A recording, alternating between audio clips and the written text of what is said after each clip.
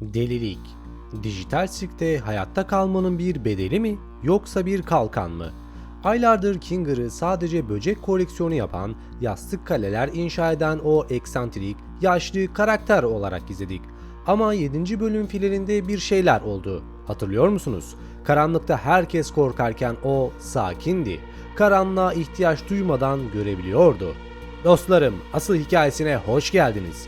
Bugün Dijital Sirk'in finali olan 9. bölüm öncesinde her şeyi değiştirecek olan o büyük hazırlığı, yani 8. bölümün senaryosunu masaya yatırıyoruz. Özellikle bu bölümde gelecek olan Ribbit karakterinin nasıl geleceği ve Scratch ve özellikle Kofmo gibi karakterlerin nasıl geri gelebileceklerine dair teoriler üreteceğiz. Elimizdeki kanıtlar, seslendirmen sızıntıları ve sirkteki glitchlerin artışı tek bir şey işaret ediyor. Kinger deli değil, o bir plan yapıyor. Ve bu plan sadece bir kaçış değil, sirkin tarihindeki en büyük diriliş operasyonu olacak. Ribbit, Kofmo, Scratch ve Queen onlar sandığımız gibi ölmedi. Sadece bozuldu ve Kinger bu geliştirici Avengers ekibini toplamak için Kane'in sistemini hacklemek üzere. Hazırsanız yastık kalelerinizi kurun çünkü sirkin kodlarına iniyoruz.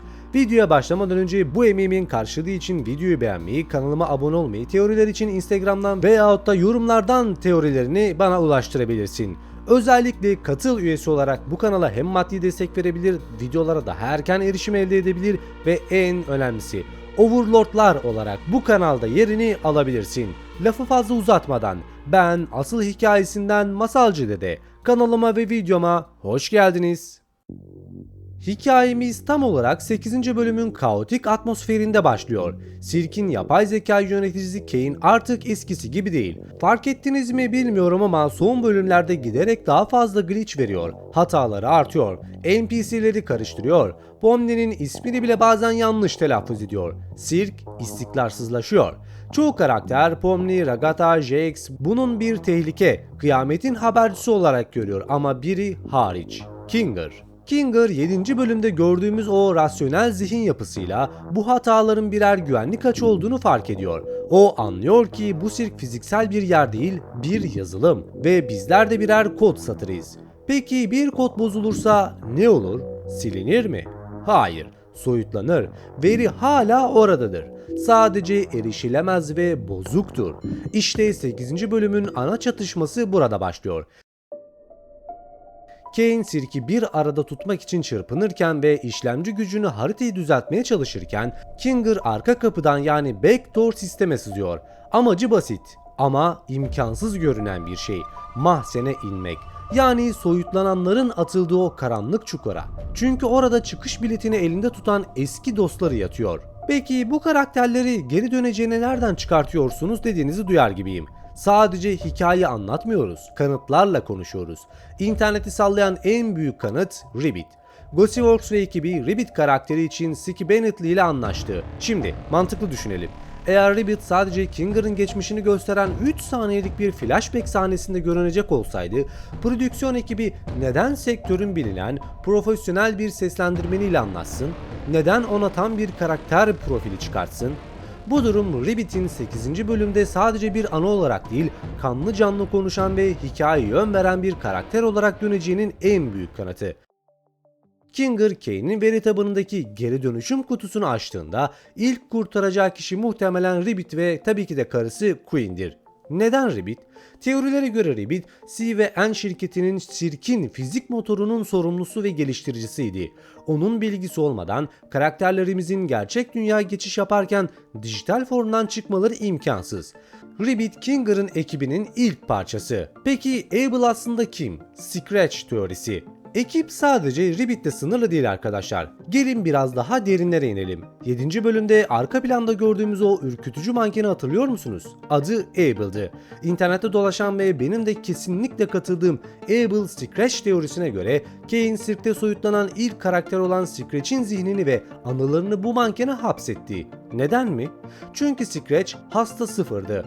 O sirkteki en eski denekti. Çıkışın nerede olduğunu en iyi o biliyordu. 8. bölüm Kinger'ın bu mankenin içindeki Scratch'i uyandıracağını görebiliriz. Scratch muhtemelen C ve N'in soyutlanma mekaniği veya yapay zeka sınırları üzerine çalışan uzmanıydı. Onun dönüşü grubun Kane'in saldırılarına karşı nasıl hayatta kalacağını belirleyecektir. Düşünün, Kinger mantık arayüz uzmanı, Ribbit fizik uzmanı ve Scratch sistem sınırları uzmanı. Bu bir sirk ekibi değil dostlar. Bu bir geliştirici Avengers takımı. Ve daha da önemlisi iki isme daha gelmedik bile. Duygusal kırılma notları ve özellikle Kofmu ve Jax. Bu diriliş operasyonunun sadece teknik bir tarafı yok. Hikayenin kalbine dokunan kısmı burada başlıyor. Kofmu. Jax'i hepimiz tanıyoruz. Umursamaz, zorba, kaotik.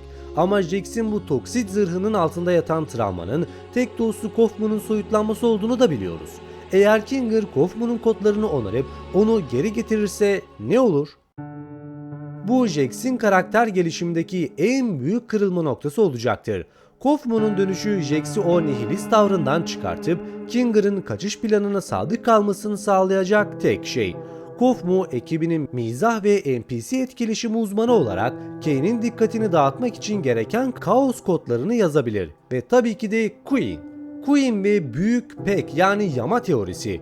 Kinger için bu operasyonun tüm bu riskin tek bir nihai ödülü var. Karısı Queen. Kinger diğerlerini kaçış planı için geri getiriyor olabilir ama Queen onun için bir araç değil amaç. Ancak burada trajedik bir ihtimal var. Queen geri döndüğünde soyutlanmanın yan etkisi olarak hafızasını kaybetmiş olabilir. Veyahut da daha da kötüsü Kinger'ı hatırlamayabilir. Kinger'ın eşini fiziksel olarak geri getirmesine rağmen zihnen ona ulaşamaması 8. bölümün o yürek burkan final sahnesi olabilir. Peki bu geliştirici Avengers ekibi toplanınca ne yapacak? Kapıdan koşarak çıkacaklar mı? Tabii ki de hayır. Teorimiz şu: kaçış bir kapı değil, bir yama. Her bir geliştirici yazılımın bir parçasını biliyor. Kinger kodları birleştiriyor, Ribbit fiziği ayarlıyor, Scratch sistemi zorluyor. Amaçları 9. bölümde Kane'in kontrolünün dışında çalışacak bir exit exe yazmak, yani bir çıkış kapısı yazmak. Bu şirketin içinde yazılan bir tür Truva olacaktır. Ancak gelelim bölümün karanlık teorilerine. Burası dijital sirk. Hiçbir şey bu kadar mutlu ilerleyemez. Videonun başında bahsettiğimiz o karanlık ihtimali konuşalım. Ya bunların hepsi Kane'in izniyle oluyorsa? Benim karanlık teorime göre Kane, Kinger'ın bu planı yapmasına bilerek göz yumuyor. Neden mi? Çünkü Kane'in içerik üretmesi lazım. Eski oyuncular sıkıcılaştıkça eski dostların dönüşü ve büyük kaçış planı Kane için izleyici veya bize izleteceği en büyük şov olabilir. Belki de Kane veri tabanını güncellemek için bu eski kodların onarılmasına ihtiyaç duyuyordur ve bu işi Kinger'a yaptırıyordur. Kinger onları kurtardığını sanırken aslında Kane'in yeni sezonu için oyuncu kadrosunu yeniliyor olabilir mi? Bu Kinger'ın zaferini bir anda korkunç bir yenilgiye dönüştürürdü. Sonuç olarak dostlarım 8. bölüm sıradan bir bölüm olmayacak. Bu bir kavuşma bölümü olacak. Kinger Kane'in hatalarından bir merdiven örüyor ve mahzene iniyor. Geliştirici Avengers'ı topluyor. Ama bu toplanma bir kurtuluş mu yoksa Kane'in en büyük oyunu mu? Bunu 9. bölümde o büyük finalde göreceğiz. Sizce Kinger başarabilecek mi? Yoksa Queen'i geri getirdiğinde onu hatırlamaması Kinger'ı tamamıyla delirtecek mi? Yorumlarda teorilerinizi bekliyorum.